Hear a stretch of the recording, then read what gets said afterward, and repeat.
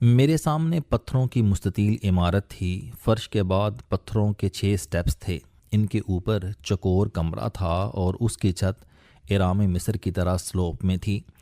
عمارت کے بعد چاروں طرف میدان تھا، دور پہاڑوں تک راستے میں کوئی چیز حائل نہیں تھی۔ سائرس کا مقبرہ پسرگاد کے جنوبی دروازے کے ساتھ ہوتا تھا۔ ماضی میں اس عمارت پر وسیع چھت ہوتی تھی، چھت کے 24 تونوں کے آثار ابھی تک موجود ہیں۔ کیا یہ مقبرہ واقعی سائرس کا ہے؟ اس کی پہلی دلیل اسٹاربو ہے۔ وہ یونانی مورخ تھا اور دنیا میں الیگزینڈر دا گریٹ کے بارے میں جتنا لٹریچر موجود ہے اس کا حوالہ اسٹاربو ہے۔ وہ 63 قبل مسیح میں آج کے ترکیہ میں پیدا ہوا اور اس نے اپنی زندگی سکندر اعظم پر ریسرچ پر لگا دی۔ اس نے سائرس کے اس مقبرے کے بارے میں لکھا۔ سکندر اعظم پرسیپلس کی فتح اور تباہی کے بعد پسرگاد گیا، وہاں اس نے سائرس کا مقبرہ دیکھا۔ اس نے اپنے جنرل ایریسٹابلس کو اندر داخل ہونے کا حکم دیا۔ جنرل اندر گیا اور اس نے باہر آ کر بتایا کہ مقبرے کے اندر سونے کا پلنگ، سونے کی میز اور اس پر شراب کے ظروف پڑے ہیں، ان کے ساتھ سونے کا تابوت ہے اور زیورات رکھے ہیں۔ جنرل نے یہ بھی بتایا کہ مقبرے پر سائرس کی عبارت بھی تحریر ہے۔ سکندر نے اس کے بعد مقبرے کا دروازہ بند کرا دیا، سائرس کو سلوٹ کیا اور آگے نکل گیا۔ وہ جب دوسری بار پسرگاد سے گزرا تو اس وقت تک مقبرہ لوٹا جا چکا تھا۔ سونے کا پلنگ، تابوت، ٹیبل اور ظروف غائب تھے۔ سکندر کو بہت افسوس ہوا اور وہ دنیا کی بے ثباتی کا ماتم کرتا ہوا آگے نکل گیا۔ اسٹاربو کی تحریر کے بعد یہ مقام تقریباً 1000 سال تک تاریخ کے گمنام گوشوں میں خاموش پڑا رہا۔ حضرت عمر فاروق رضی اللہ تعالیٰ عنہ کے دور میں ایران فتح ہوا تو یہ مقبرہ مختلف اوقات میں مختلف شخصیات کے نام سے منسوب ہوتا رہا۔ یہودیوں نے اسے بنت شیبہ کا مقبرہ قرار دے دیا۔ شیبہ بنی اسرائیل کا اہم کردار تھی۔ یہ حضرت داؤد علیہ السلام کی بیگم اور ان کے 5 بچوں کی ماں تھی۔ ان بچوں میں حضرت سلیمان علیہ السلام بھی شامل ہیں۔ عبرانی زبان میں اسے بات شیبہ لکھا جاتا ہے۔ یہ حضرت داؤد علیہ السلام کے سپہ سالار اوریا کی بیوی تھی۔ پاکستان کے مشہور کالم نویس اور شاعر اوریا مقبول جان کا نام اسی جنرل کے نام پر ہے۔ اوریا جنگ میں مارا گیا، جس کے بعد حضرت داؤد علیہ السلام نے بنت شیبہ سے شادی کر لی۔ ان کے بطن سے حضرت سلیمان علیہ السلام سمیت 5 بیٹے پیدا ہوئے۔ حضرت سلیمان علیہ السلام حضرت داؤد علیہ السلام کے بعد اسرائیل کے بادشاہ اور نبی بنے۔ بنی اسرائیل سائرس کے مقبرے کو بنت شیبہ اور سلیمان علیہ السلام کی والدہ کا مزار کہتے ہیں۔ یہ بعد ازاں سلیمان کی والدہ کی وجہ سے اموی خلیفہ سلیمان بن عبد المالک کی والدہ کا مقبرہ بن گیا، یہاں تک کہ 1811 عیسوی میں برطانوی سفارتکار اور مصنف جیم جسٹنین موریئر نے اس پر تحقیق شروع کی اور تاریخی حوالوں سے اسے سائرس کا مقبرہ ثابت کر دیا۔ موریئر 1782 عیسوی میں ترکی کے شہر سمرنا میں پیدا ہوا تھا۔ وہ جوانی میں ایران آیا اور اس کی محبت میں گرفتار ہو گیا۔ اس نے بعد ازاں ایڈونچر آف حاجی بابا آف اصفہان اور قاجار ڈائنسٹی آف ایران جیسی کتابیں لکھیں۔ اس کی تحقیق نے سائرس کو اس کا مقبرہ لوٹا دیا۔ ماڈرن دور آیا تو سائنسی تحقیق نے بھی موریئر کو سچا ثابت کر دیا۔ پسرگاد قدیم ترین ایرانی سلطنت کا دارالحکومت تھا۔ یہ ایک طویل و عریض اور اس زمانے کا ماڈرن اور خوشحال شہر تھا۔ شہر مکمل طور پر ختم ہو گیا لیکن سائرس کا مقبرہ باقی رہ گیا۔ کیوں؟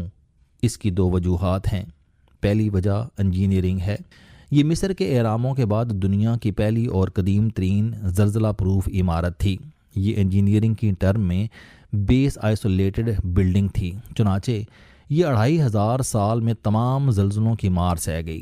تحقیق نے یہ بھی ثابت کیا کہ پورے خطے میں اس نوعیت کی کوئی دوسری عمارت موجود نہیں، گویا اس کے لیے ماہرین باہر سے منگوائے گئے تھے اور یہ اس زمانے میں صرف سائرس ہی کر سکتا تھا۔ عمارت 43.8 فٹ لمبی اور 40 فٹ چوڑی ہے۔ یہ 3 حصوں میں بنائی گئی تھی۔ پہلے بھاری پتھروں کی 6 تہیں جمائی گئیں، ہر تہ پہلی تہ سے 2 فٹ چھوٹی تھی اور یوں عمارت کے چاروں طرف سیڑھیاں سی بن گئیں۔ 6ٹھی تہ کے اوپر مقبرے کی عمارت بنائی گئی اور اس کے اوپر احرام مصر جیسی چھت جما دی گئی۔ عمارت کی پشت پر اندر داخل ہونے کا چھوٹا سا دروازہ تھا۔ مقبرے کی ٹوٹل بلندی 36 فٹ تھی اور اس کے دائیں بائیں پتھر کے 24 ستون کھڑے کر کے اس پر لکڑی کی چھت ڈال دی گئی، لیکن وہ چھت اور ستون وقت برد ہو چکے ہیں۔ تاہم مقبرہ اپنی انجینئرنگ کی وجہ سے سلامت ہے۔ دوسری وجہ حضرت ذوالقرنین ہے۔ بے شمار مورخین نے سائرس کو ذوالقرنین لکھا اور سمجھا۔ اس کی دلیل میں سائرس کی وسیع سلطنت، فوجی مہمات اور وال آف گورگان کی مثال دی جاتی ہے۔ ہم فرض کر لیتے ہیں کہ یہ تحقیق درست ہے اور سائرس ہی حضرت ذوالقرنین ہیں، تو پھر مسئلہ حل ہو گیا۔ اللہ تعالیٰ لازوال ہے، چنانچہ جب بھی کوئی شخص یا چیز اللہ تعالیٰ کی ذات سے منسلک ہو جاتی ہے تو وہ بھی لازوال ہو جاتی ہے۔ حضرت ذوالقرنین بھی اللہ تعالیٰ کی ذات کے ساتھ جڑ گئے تھے، لہٰذا پھر حادثے یا طال آزما اللہ تعالیٰ کی نشانی کو کیسے مٹا سکتے تھے؟ اور یہ وہ وجہ ہے جس کی بنیاد پر پسرگاد کی تباہی کے باوجود سائرس کا مقبرہ سلامت رہا، اور یہ آج بھی سلامت ہے۔ یہ پورا علاقہ قدیم زمانے میں فارس کہلاتا تھا۔ یہ آج بھی صوبہ فارس ہے اور شیراز اس کا دارالحکومت ہے۔ یونانیوں نے اسے پرشیا کہا، جس کی وجہ سے پورا ملک فارس یا پرشیا ہو گیا۔ پہلوی بادشاہ رضا شاہ نے 1935 عیسوی میں فارس یا پرشیا کو ایران ڈکلیئر کر دیا۔ ایران کا لفظ آرین سے لیا گیا۔ قدیم زمانے میں آرینز کے 3 قبائل کیسپین سی کے کنارے آباد تھے۔ وہ کسی آفت کی وجہ سے اپنا علاقہ چھوڑنے پر مجبور ہو گئے۔ ان میں سے ایک قبیلہ یورپ چلا گیا اور مختلف علاقوں میں اپنی حکومتیں قائم کر لیں۔ جرمن قوم بھی خود کو آرینز کہتی ہے۔ دوسرا قبیلہ ایران، ترکیہ، ازبکستان اور تاجکستان میں آباد ہو گیا، جبکہ تیسرا قبیلہ کوہ ہندوکش عبور کر کے ہندوستان آ گیا۔ رضا شاہ پہلوی نے اس قبیلے کی مناسبت سے فارس کو ایران ڈکلیئر کر دیا، اور یہ اس وقت سے ایران بولا اور لکھا جاتا ہے، لیکن یہ 2500 سال بعد کی باتیں ہیں۔